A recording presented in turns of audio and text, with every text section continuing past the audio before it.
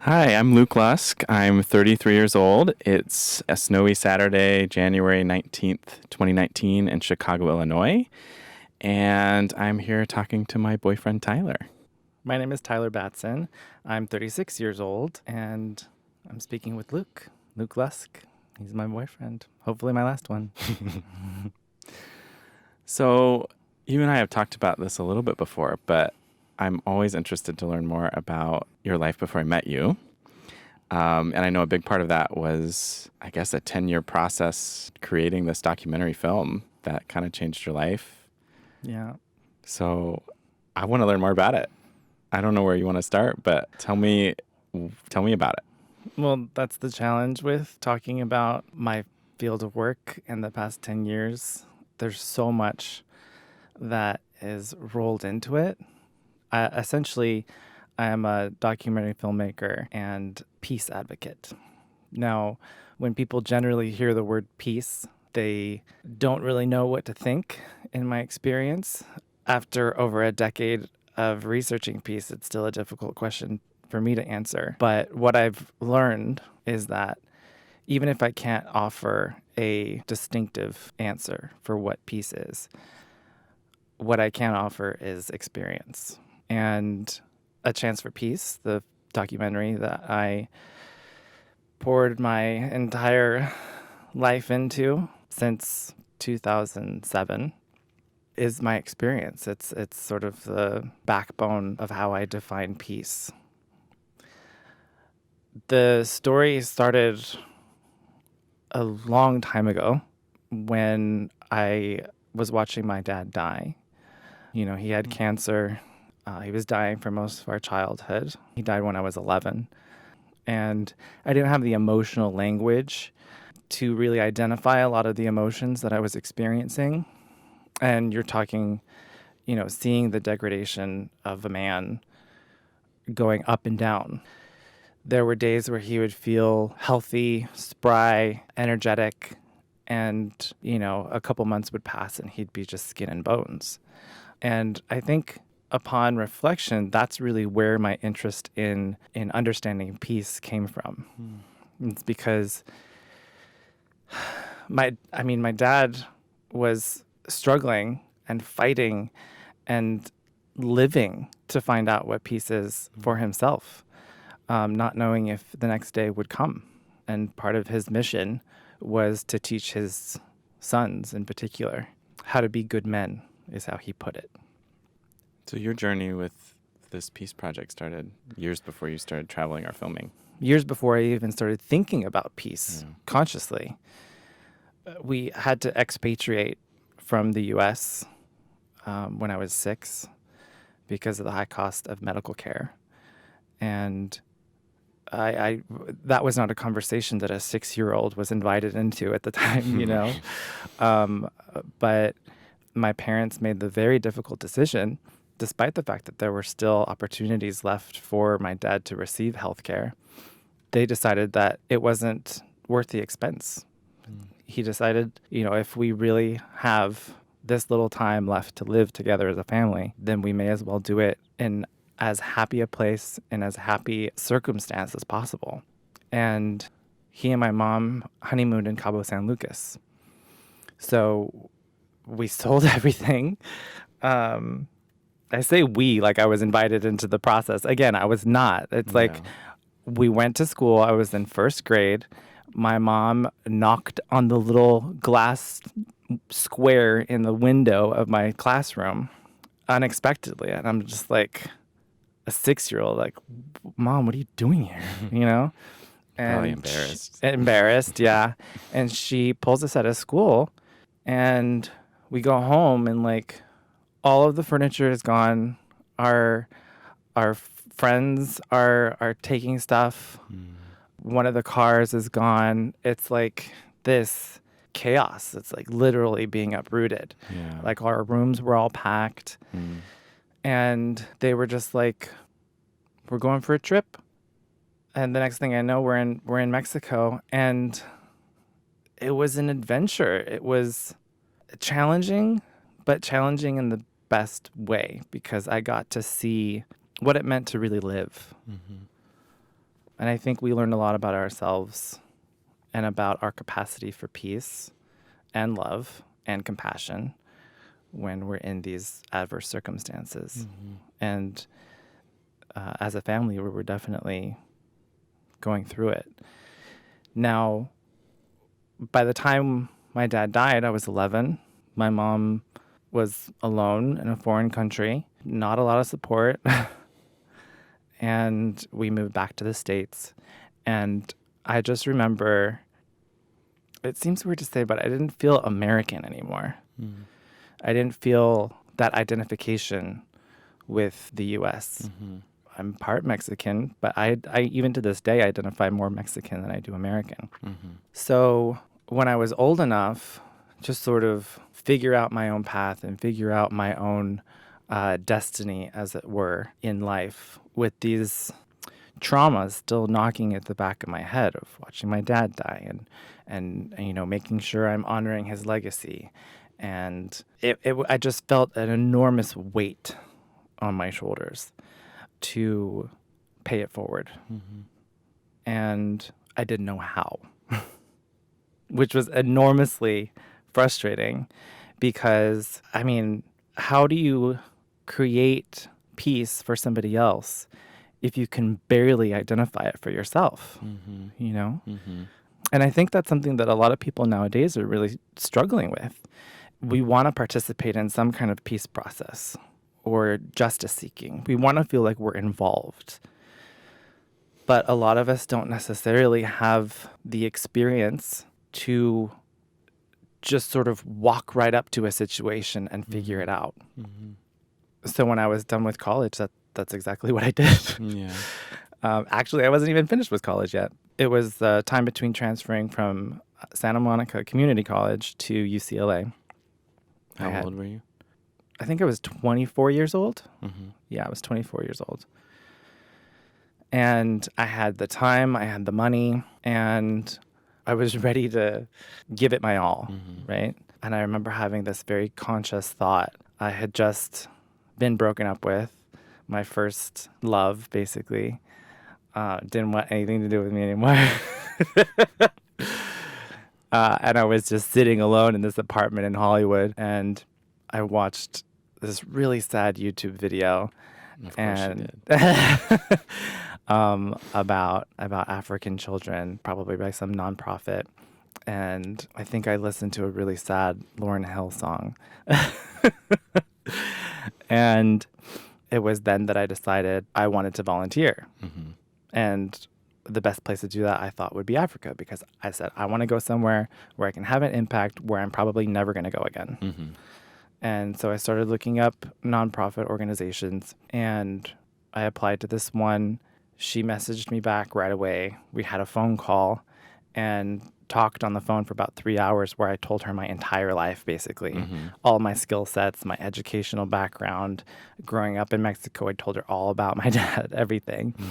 By the end of it, she was just like, wait, we haven't even talked about what program you want to go to. Where do you want to go? We have programs in Kenya, Nepal, Ghana, India. And I was like, I don't know.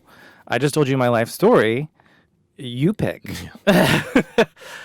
And she decided that I would go to 2 different villages in Kenya. And I just said, okay. And I don't think I knew this. Yeah. So she picked for you. She picked for me, yeah. I had nothing to do with it. You thought maybe Africa. Yeah, but at that point, I was completely open to go wherever. I wanted to go where I was needed. I didn't know that. And mind you, my background at the time was in art and art history. So I didn't think that I was going to be going to Ghana, India, or Kenya teaching about Matisse and Picasso. So I really had no idea what I really had to offer, but I realized this woman saw something in me that even at the time I probably didn't see in myself. And I figured if she was impressed, then you go ahead and pick, you know? And giving up that power, giving up that control was one of the best decisions I'd ever made in my life. So I went to these 2 different villages. I went as an educational volunteer and was really just thrown into it. I taught storytelling to kids in a small village along the Lake Victoria coastline. I did a cultural preservation project where I got to interview elders Mm-hmm. who were dying of HIV and AIDS. Their story went on to serve as a will and a deed and trust for their next of kin, which was Mm. not available to them in this remote area at the time. And then I got malaria, which really, it shook me. That literally shook me out of my body and helped me identify with the local Kenyan experience in a way that I don't think I wouldn't change, Mm. you know. I was able to recover, but after that I went to the second village where my host father greeted me, and we had our, tea, and he, set me up in my hut, and he said, well, listen, you're welcome to do your education stuff here, but I'm also running for member of parliament. So if you want, you can campaign with me as well. And I said, well, why can't I do both? And so he's like, great. And I'm like, no, not so fast. Like, I want to know what your platform is. So I crossed my legs and got all Barbara Walters on him and asked all the tough questions.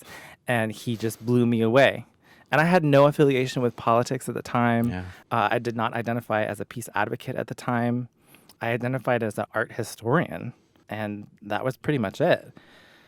And I just went with it.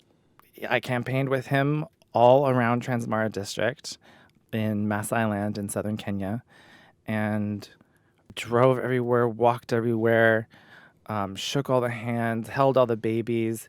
I was suddenly thrust into this international development world, world of Kenyan politics, speaking to people about bold leadership and how it's time for change and all this. And I'm, meanwhile, not preparing anything. So I would be sitting there waiting for my opportunity to get up and speak and say something while everybody's speaking Swahili or Ma, the mother tongue, not understanding what the hell is going on. Meanwhile, in the corner of my eye, a goat would be being sacrificed and bled out so that we can feast on that after this talk. And I'm just like, every single minute of that experience was like, how in the hell did I end up here? How in the hell did this happen? Well, and I actually didn't know that part where you had called this woman and told her your story and then basically had her pick Yeah. where she was going to send you. And so it was her choosing that and then getting placed with this particular person who you then kind of campaigned with. Here's what I realized about that decision. And I'm kind of realizing that just in the moment. I was so desperate to not feel alone that I trusted her implicitly. Yeah. I was so lonely at the time. It wasn't just that I had been broken up with for the first time. I was incredibly lonely. And it felt like I was disappointing myself to have this drive to do so much good in the world and yet to feel so alone. I felt guilty, like I did it to myself. Yeah. And so when somebody offered me this opportunity and gave me the freedom to decide direction in my life, Yeah. I didn't want to do it. But you I also wouldn't change it now. that's the next thing I was going to say. I have absolutely no regrets. Yeah. There's a lot of good that I think can come out of sadness and struggle. And in my case, the journey to understanding what peace is. Yeah. So how did the documentary, and I know obviously there's so much more than just the editing and putting together of the documentary, but where did that spark? Well, I wrapped up my time in Kenya with the member of parliament candidate. His name is Emmanuel Lena. He carried on, and I went back to Los Angeles, and they had the election, and post-election violence broke out. So 600,000 people were displaced. At least 4,000 people died. He was attacked. He was displaced. His cattle were stolen. Paramilitary units stormed the small village where I was living. One young boy I know died. And the way that it was being documented in the US was the Africans are killing each other again. Mm-hmm. They're so barbaric, calling them animals.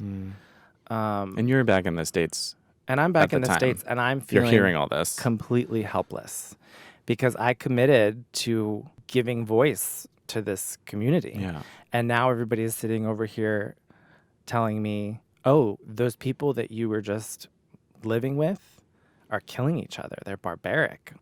And I was so infuriated. I was watching the news and I was so heated up. And there was somebody else in the room. And I said, how could they do this? You know, the news media treat Africa and Africans, and in this case, Kenyans, in this way. And the person at the time was cooking, kind of like not really thinking, just chopping things, and said, oh, well, what do you expect? It's Africa. I was like, no, no, I refuse. I absolutely refuse. And so I was like, I'm going to tell their story. I have no idea how. I have no experience telling anybody else's story. I can barely tell my own, but I'm going to give voice to this. I'm going to make a video, right? Because that's the best way to proliferate a story of this magnitude.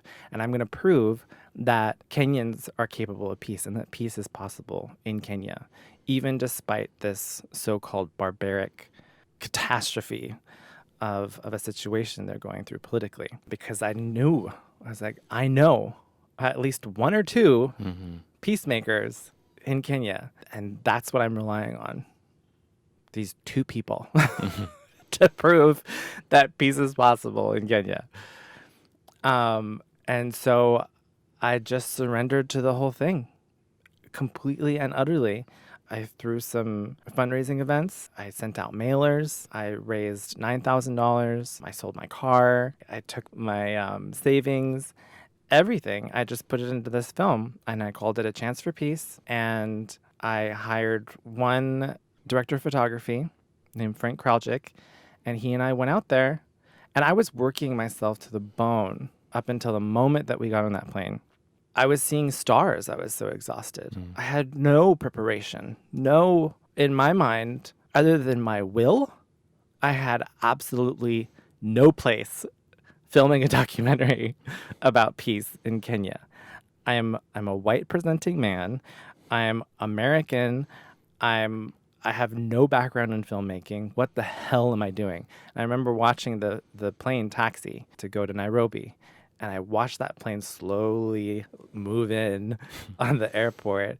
And I was just like, what the hell have I gotten myself into? I was literally in a ball with my back against the wall at the gate. And before I knew it, I was on the plane.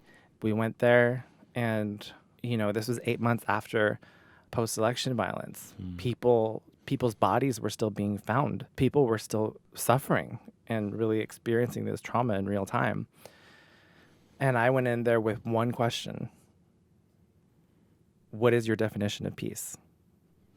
Which, in hindsight, as somebody who interviews people for kind of a living now, is the worst possible question you could ask somebody. What's your definition of peace? People who just suffered an entire catastrophic, like post-election violence cycle.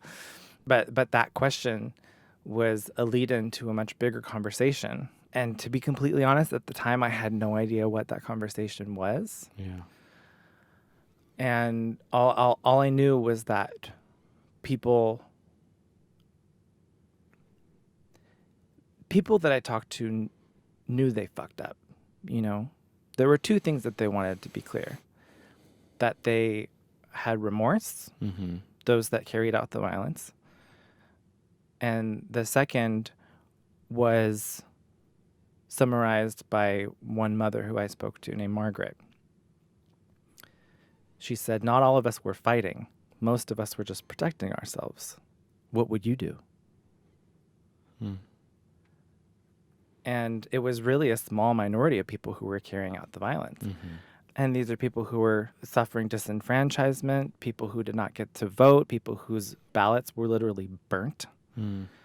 The political party is said to have paid off gang members and gang leaders to carry out violence in the name of the opposition party.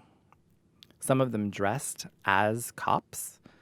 So some of these people, the Kenyan people who thought the cops were coming to protect them, shot their friend, Mm. So it was your severe trust issues going on. Mm-hmm. And people were kind of healing in a way that, well, we're either going to pick ourselves up from this or we're going to let ourselves suffer for eternity, basically. Mm-hmm. And I saw so much resilience during filming of A Chance for Peace. And that at the time became central to my definition of peace, resilience, being able to pick yourself back up. And these are people whose homes were set on fire, who lost everything and just really had to make the best of a really terrible and terrifying situation. And I'm remembering actually before I left, the same guy who broke up with me and broke my heart and catalyzed this whole thing asked me before I left. No one had ever asked me this before. He said, "Why are you doing this?" And I said the first thing to fly out of my mouth, which was, "I want to know their pain." At the time, I just shook it off. I was like, "Ugh, that's a dark thing to say," but it was completely stream of consciousness. It was the truth. And when I came back from filming, exhausted, just emotionally drained, I came home and kissed the floor of my apartment, literally kissed it, and said, "I'm so happy to be home." The week after that, I had a birthday party, and I went home. I fell asleep in this apartment, and I literally said out loud before I fell asleep, "Ugh, I could live in this apartment forever." A few hours later, I woke up thinking it was an earthquake. I run downstairs and I open my front door to the hallway, and the building is engulfed in flames. The flames are rushing toward me. The building is falling down. It's being burnt to the ground. I'm inside. I'm in my underwear. And I grabbed my backpack, picture of my mom and dad on their wedding day, and some journals, and I got the fuck out of there. And I watched this home of mine burn. And my landlord, who was also my neighbor, came up to me, and he just said into my ear, "Destruction gives way to creation." And I just sobbed.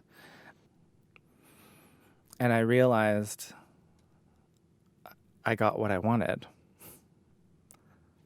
I wanted to know their pain. Documenting the stories of people who'd had their homes burned down, who lost everything, who had to make the best of a terrifying situation. This was my chance for peace. Yeah. It wasn't Kenyan's chance for peace. It was my chance for peace. Which was a realization at the time which felt very uncomfortable, and it still does. Because identifying with this story as me, and I is not right.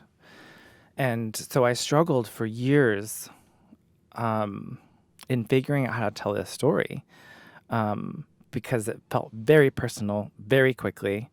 I could no longer disassociate myself from the Kenyan experience. Yeah. And I did not have the language to talk about all of this. And so I just didn't. For about 4 years, I didn't talk about A Chance for Peace. And I just sort of lost sight of what my purpose was. I graduated college,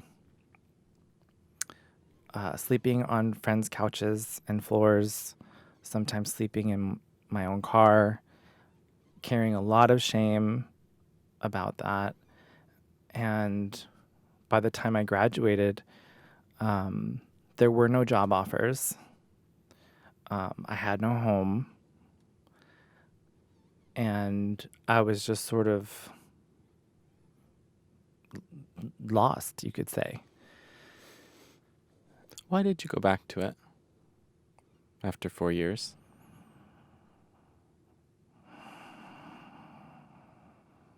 It was time. I had help. By that point, I had an editor, but I still wasn't sure of it. You know, I was still holding on to everything that I felt defined this experience. Uncertainty, loneliness, just crippling terror, losing my origin. Mm-hmm. So I needed to just finish this to see what was on the other side. Mm-hmm. And the shocking climax to all this wasn't that the film was a gigantic success and seen by millions. No one saw it. It didn't get picked up by any theaters or anything. But when we finished, there was another election cycle, and my friends in Kenya said, "Tyler, please pray for Kenya." And I said, "Why?" And they said, "Well, they're thinking that the same post-election violence that happened in 2008 is going to happen again." And I said, "Over my dead body." So we launched a peace initiative called Peace Made Public, where we screened the film for free in Kibera slum, which is the largest slum in Africa, certainly the largest in Kenya, which was the epicenter of the violence last time. And at the start of it, every single person who attended, we asked, "Are you going to commit to peace?" And they said, "Well, if the election is free and fair," which is essentially saying no.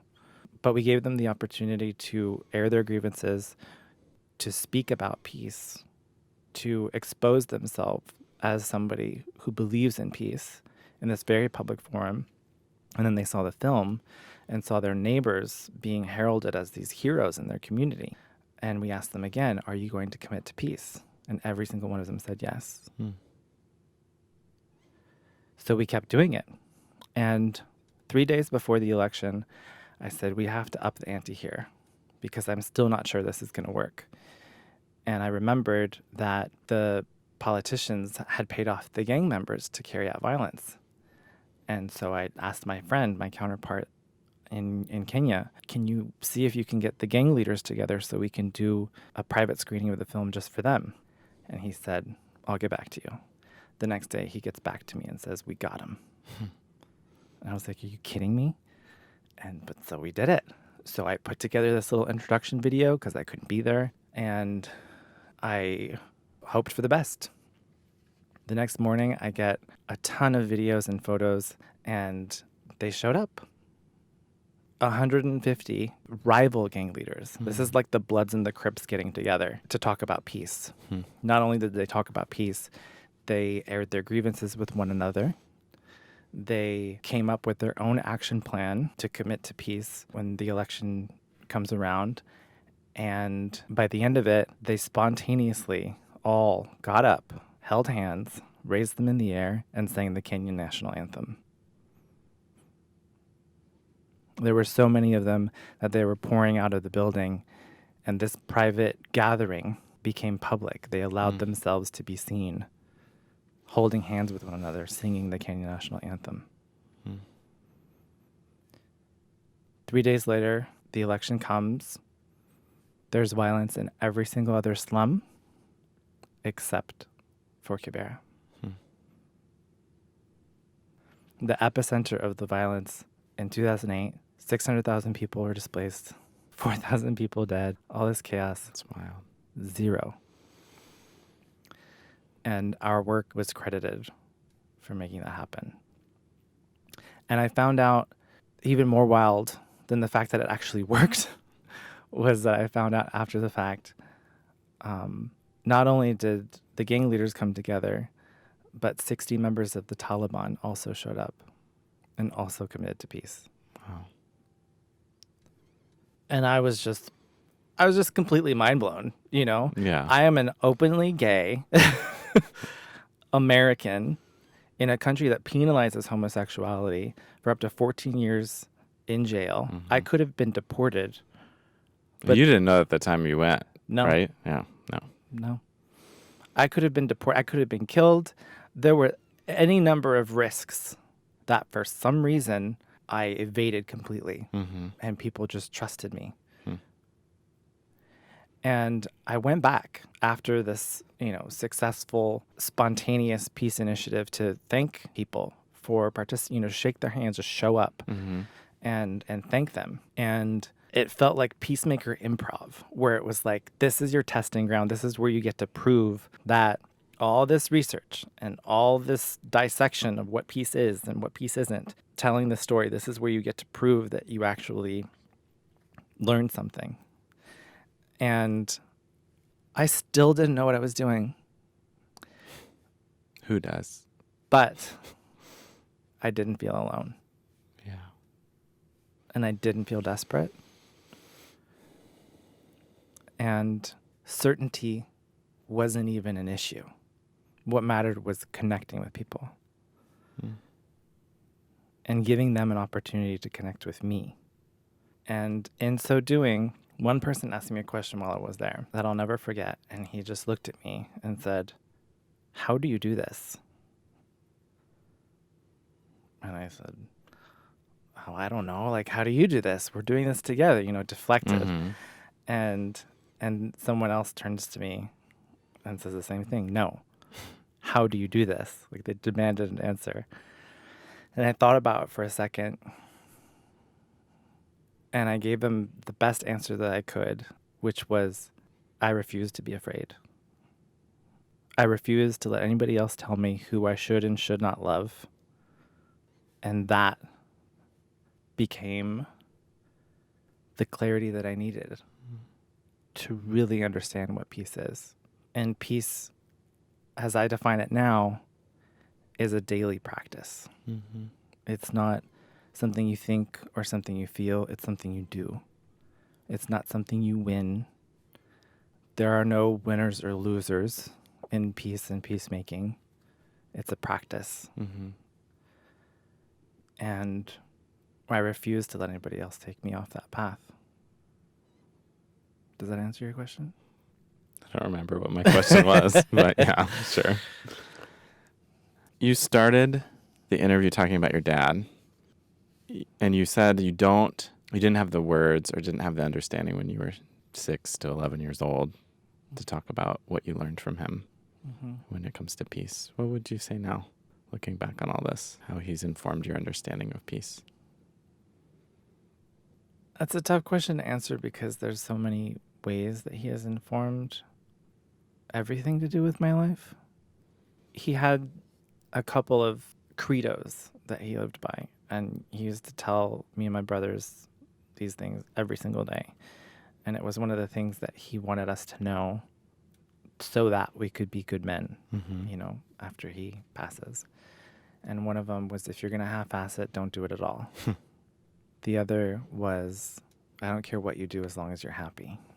And so I don't half-ass happiness. Well, you didn't half-ass the documentary either.